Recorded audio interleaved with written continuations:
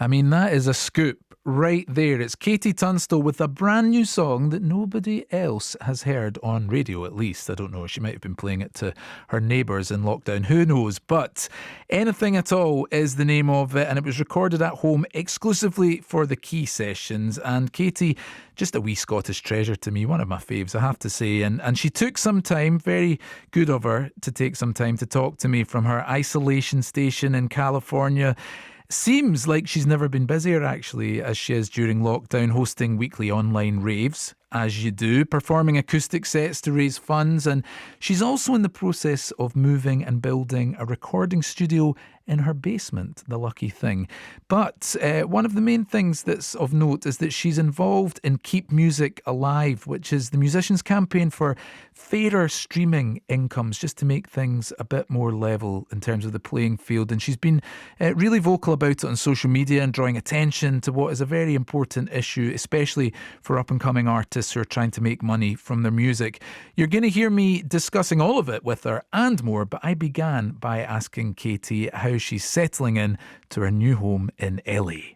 It's amazing. I'm sitting here with my computer on a cardboard box because I literally have a plant and a couch and a dog and a guitar and a bed. The minimalist vibe suits you very much.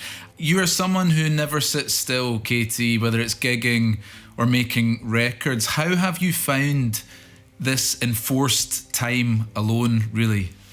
I've loved every minute of it. And I say that with compassion because I know that I'm very lucky to be in that position to have enjoyed it. And there's a lot of people who aren't able to enjoy this. They're running out of money, running out of food, they've been ill. So I worry about that and I feel really sad. But at the same time, I'm not helping anyone by sitting up in my new house feeling sad.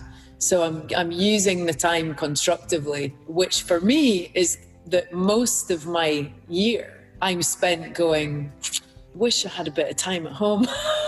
And here it is. And because of the nature of music and what it's done to the music industry, I will probably now be working for a long time after that. I'm building a studio right now. I saw that, Katie. That's very exciting. Talk us through your studio plans. This gigging was going to pay for it. So I have to get very creative about how to make that work. And I think what's nice about this situation is it's shone a light on the fact that I still have quite a lot of ambition in terms of what I want to do. What's interesting to me is that you're very honest about being in that privileged position, but you're also very aware of up-and-coming musicians and the struggles that they face with streaming sites, for example, which is a cause that's now close to your heart. I think an important thing that has been missing from this conversation is musicians being honest about what they make. And I think that that's in society at large a problem. If we don't know what people make doing jobs, if there's no transparency, it's very easy to pull the wool over people's eyes in terms of what you should be getting or what this person is making compared to this person. And so I've been very honest that my headline tour last March, a year ago, I wanted to tour my record with a full band. I wanted to use all female musicians because I wanted people to see that. And we played the Roundhouse and basically sold it out. And it was an amazing tour. And we played for 5 weeks and it made 380 grand. And I took home £7,000 for 5 weeks work. Every single person on that tour got paid more than me. It's just, I think there's a problem where people think, oh, you're famous, then you're loaded. I mean, pity the people who got famous on these reality shows singing because they never even got a cut of what they were doing. So I've been working really closely with Tom Gray from Gomez. He's the one leading the charge and he's been doing all the number crunching and the legwork.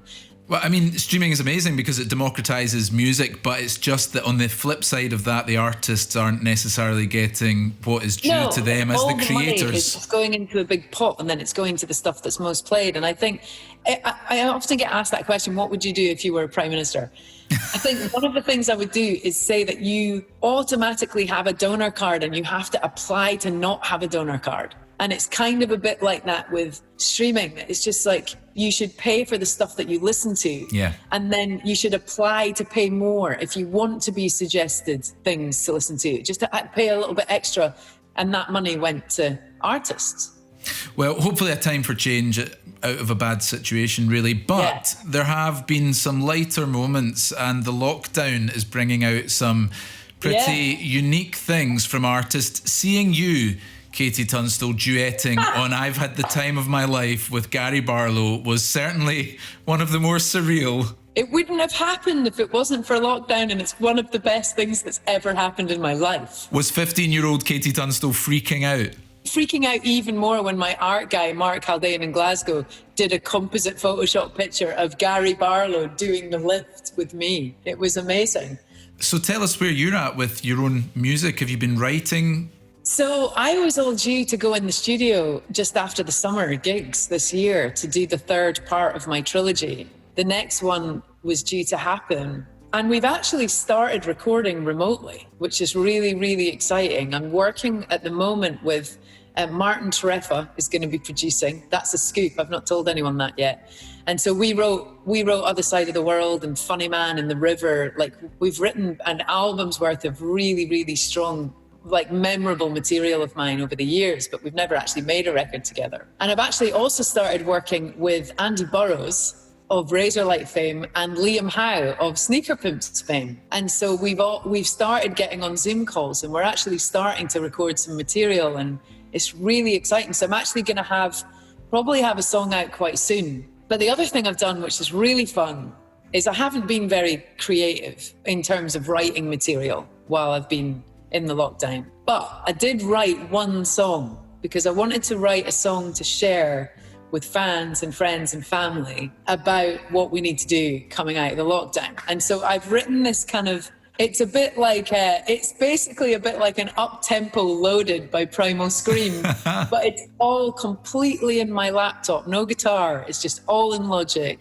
And it's a banger tune. We're going to drop it on Friday, May 22nd, with a lyric video, and everyone needs to learn the song, and you've got 2 weeks to video yourselves to star in the video for this song. And then 2 weeks later, or 3 weeks later, we'll put out a video entirely with fans and friends and family from all over the world.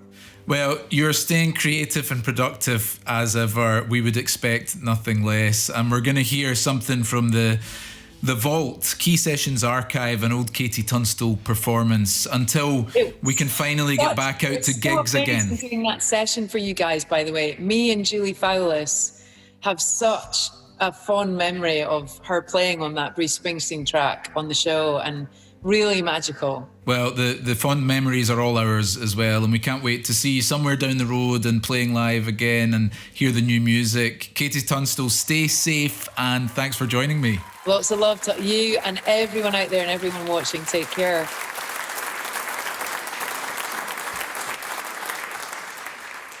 Hello, Julie. Hello. I think as soon as we met, we wanted to do something together, didn't we? Definitely. We're going to play you a cover. It's a song by anyone like The Boss? But Bruce Springsteen. We've got our own take on a song of his from Nebraska. This is called State Trooper.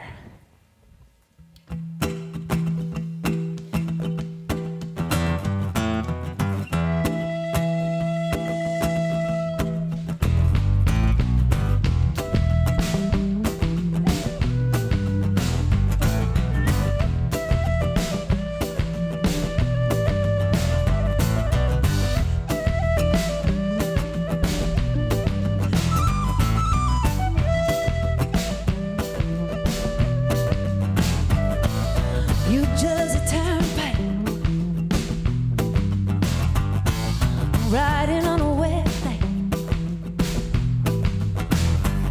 neath the refinery's glow, where the great black river flows. License registration,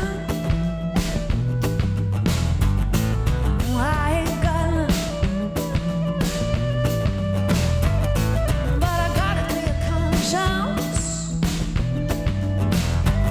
about the things that I've done.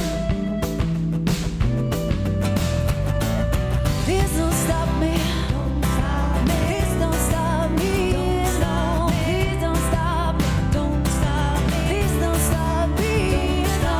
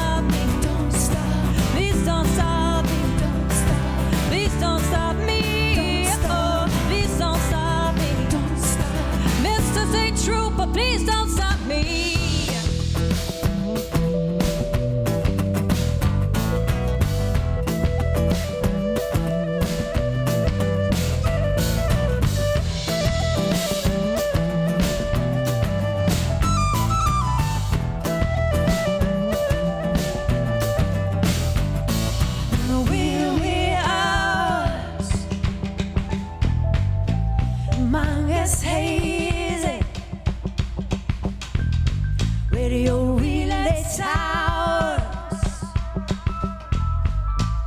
Leave me to my baby.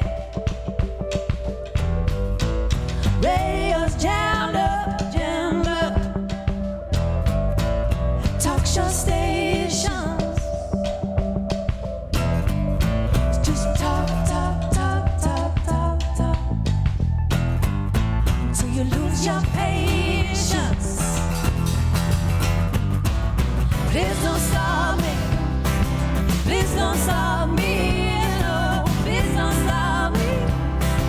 Please don't stop me. No, please don't stop me. This ain't true, but please don't stop me.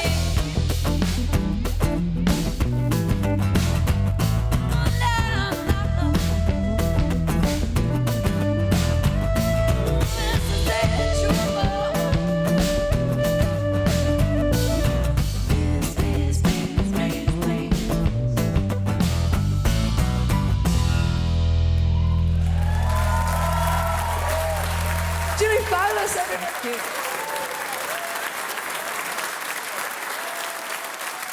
Such a truly, truly special moment having these two together on stage. Never did I think I'd hear Julie Fowlis sing State Trooper by Bruce Springsteen. Hey, but if there's one person to convince her, it's Katie Tunstall. Just loved speaking to her, love her for her honesty and her candour, and she doesn't sort of flinch away from any questions. She's very honest and lays it bare, and that's rare in the music world. And Joe Buchanan from Glasgow in touch on Twitter, a fan too it seems. Lockdown has been so much easier each night with Katie on Insta Live doing Katie Raves. So much fun, and she played the new track to the Katie fans, which was very special. I'd just like to say a massive thanks to her for taking the time out for the fans. You see, Katie Tunstall, a woman of the people. Great to have her with us. You're listening to the Quay Sessions with me, Roddy Hart.